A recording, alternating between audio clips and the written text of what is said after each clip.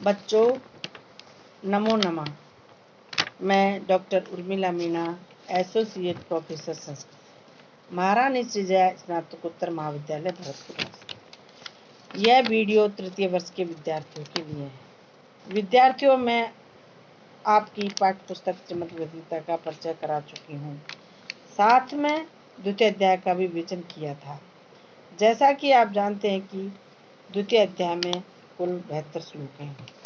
द्वितीय अध्याय में सांख्य योग का वर्णन है। द्वितीय अध्याय में मैं आपको अब तक 7 श्लोकों की व्याख्या करा चुकी हूँ। आज मैं आपको 8वें श्लोक की व्याख्या कराऊंगी। व्याख्या कराने से पहले श्लोक की पृष्ठभूमि समझ ले तो श्लोक की व्याख्या करने में कोई परेशानी नहीं आती है। इसलिए पहले 8वें श्लोक की सारांश रूप में ससंदर्भ समझा रही हूँ।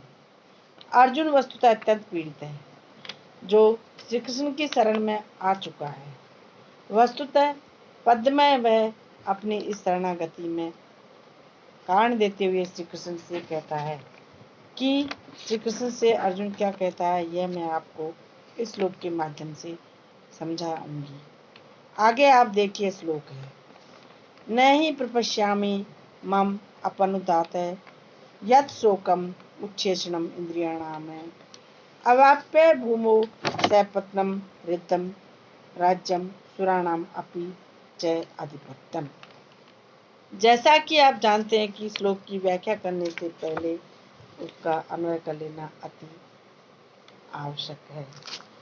आपके 8वें श्लोक का अन्वय इस प्रकार है, ही भूमौ सपत्नम रिद्धम राज्यम च सुराणाम अधिपत्यम अपि अवाप्य अहम ततः न प्रपश्यामि यत् मम इंद्रियाणाम उच्छेषणम शोकम अपनुदात।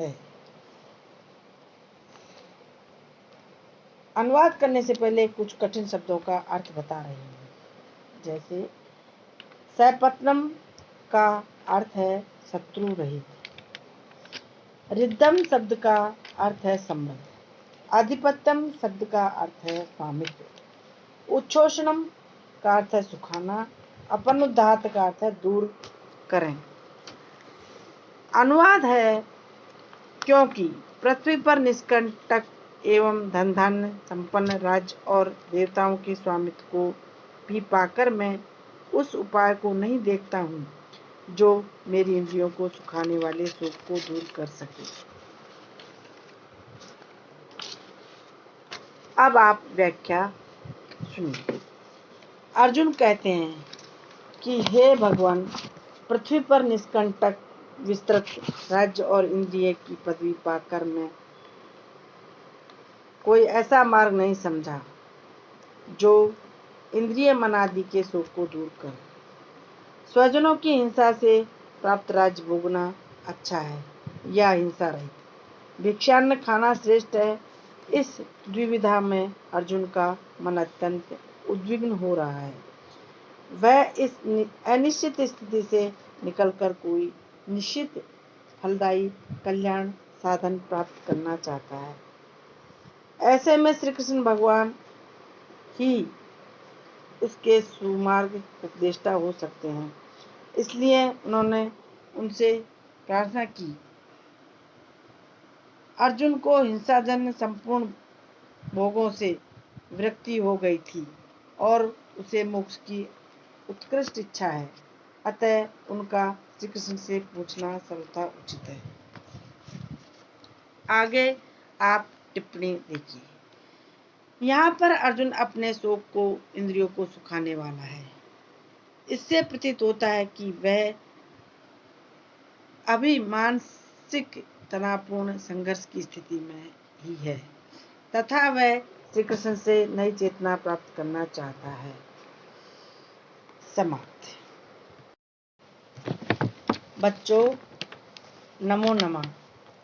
मैं doctor Urmila Meena, associate professor Sanskrit, महारानी श्रीजया स्नातकोत्तर महाविद्यालय भरतपुर।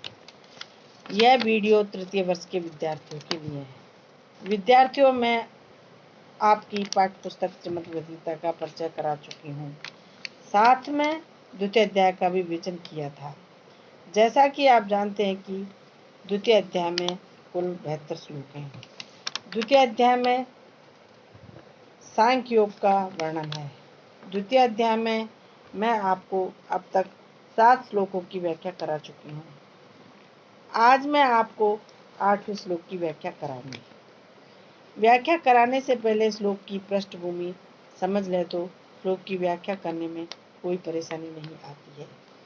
इसलिए पहले 8वें श्लोक की सारांश रूप में संदर्भ समझा रही हूँ। अर्जुन वस्तुतः अत्यंत पीड़ित है, जो श्री कृष्ण की शरण में आ चुका है। वस्तुतः पद में वह